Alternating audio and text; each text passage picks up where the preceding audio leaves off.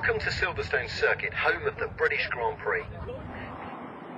The storm clouds were dark and they were threatening. Fans of Formula One know all about its politics, its excesses and the money that it gets through. But the bickering this weekend has come to a head. 8 out of 10 of Formula One's teams want out.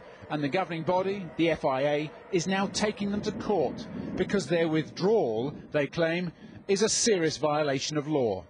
Well, I think it's unfortunate that it's occurring, but I think the teams, and these are very professional teams with very large capital investment in the sport, they feel that they cannot continue with the present governance of the sport and the constant change of regulations, and therefore they've decided that the only way to do that is to break away from negotiations that they're getting no real benefit from. A wind of change is blowing through this sport.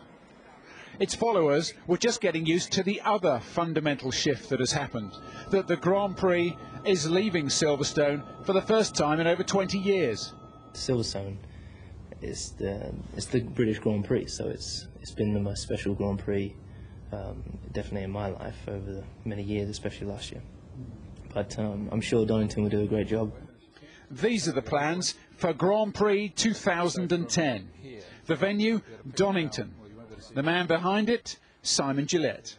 We've got about 9 months of construction work. That's never changed from when we first set about doing this. We were hoping to have started a bit earlier and had a nice buffer at the end.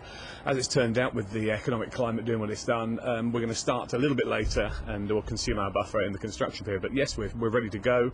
Machinery is moving through the tunnel over on my left shoulder there to start the groundwork for the pits and paddock today.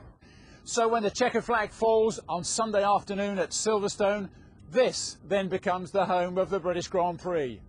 Or does it? This weekend's ultimatum has taken everybody in the sport by surprise. No one thought that the major teams would actually have the courage to walk away from Formula One. And the tone of the FIA's legal threat is very serious. Ironically, this may not be the end for Silverstone, because if these rebel teams stick to their hard line, then they're going to need venues on which to compete in their new championship. And Silverstone could become the British home for that, albeit of a divided motorsport. Jon Desborough, Sky News at the British Grand Prix.